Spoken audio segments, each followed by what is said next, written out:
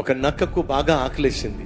ఆకలితో అలమటించిపోతూ ఆహారం కోసం ఎదురు చూస్తూ ఉన్నప్పుడు ఒక ఎలుక ఒక చెట్టు తొర్ర ఉంటే ఆ తొర్రలోకి వెళ్ళిపోయింది. అది చూసిన నక్క అమాంతంగా ఆ తొర్రలోకి దూకేసింది. తీరా చూస్తే లోపల ఎన్ని ఎలకలో, కడుపు నిండా ఎలకలన్నిటినీ తినేసింది.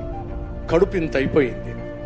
ఆ చెట్టు త్వరలోకి వెళ్తున్నప్పుడేమో ఇది కడుపు కాలుతుంది కాబట్టి లోపలికి పట్టేసింది. ఇప్పుడు కడుపు బాగా నిండిపోయేసరికి మెడ మాత్రమే బయటకు వస్తుంది, కానీ ఆ నక్క బయటికి మాత్రం రాలేకపోతుంది. ఇప్పుడు అది సమస్యలో ఇరుక్కుంది. ఆ సమస్యలో నుంచి బయటికి రావాలని ప్రయత్నం చేస్తుంది. ఒక ముసలి నక్క వెళ్తా ఉంది.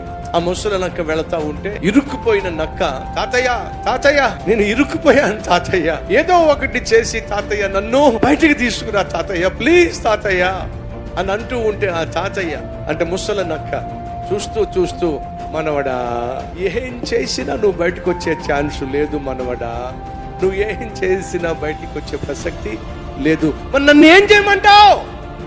ఏమీ చెయ్యొద్దు అంట. సాయంత్రం వరకు ఓపిక పట్టమంట. సాయంత్రం అయ్యేసరికి నీకు సమాధానం వస్తుంది. మాట నమ్ము. ఏమీ చేయకుండా సమాధానం ఎలా వస్తుంది తాతయ్య? నేను చెప్పింది చేయరా మనవడా, నువ్వు సాయంత్రం వరకు ఓపిక పట్టు, నీకు సమాధానం వచ్చేస్తుంది. నీ సమస్య తీరిపోతుంది. నీ సమస్యకు పరిష్కారం దొరుకుతుంది. ఓపికతో అలాగే ప్రశాంతంగా ఉండు. సాయంత్రం అయ్యేసరికి ఏం జరుగుతుందో చూడు. సరే తాతయ్య నువ్వు చెప్పావుగా, సాయంత్రం వరకు ఓపికతో ఎదురు చూస్తా అని చెప్పి తలకాయ బయట పెట్టి అలా ఇలా చూస్తా ఉంది.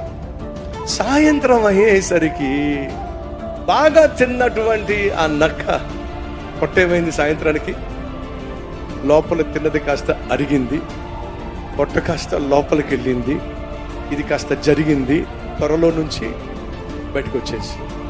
జీవితంలో కొన్ని సమస్యలు ఏదో చేస్తే కాదు పరిష్కారం దొరికేదే, కేవలము ఓర్పు సహనముతోనే నీ జీవితంలో కొన్ని సమస్యలు తీరతాయి. ఓర్పు చేత, సహనము చేత మీ కుటుంబాన్ని కాపాడుకోగలుగుతారు. మీ ఆత్మను, మీ రక్షణ ఆనందాన్ని దక్కించుకోగలుగుతారు. ఈరోజు నువ్వు కలిగి ఉన్న సమస్య తీరాలి అని అంటే తొందరపాటు నిర్ణయాల వల్ల సమస్యలకు పరిష్కారం దొరకదు. ఓర్పు సహనముతోనే కలిగి ఉన్న సమస్యలకు పరిష్కారం దొరుకుతుంది. నీ ప్రాణం దక్కుతుంది, నీ కుటుంబం కట్టబడుతుంది. బంగారు భవిష్యత్తు ఖచ్చితంగా దేవుడు ఏర్పరిచిన సమయాన నీకు దక్కుతుంది. విశ్వసించో.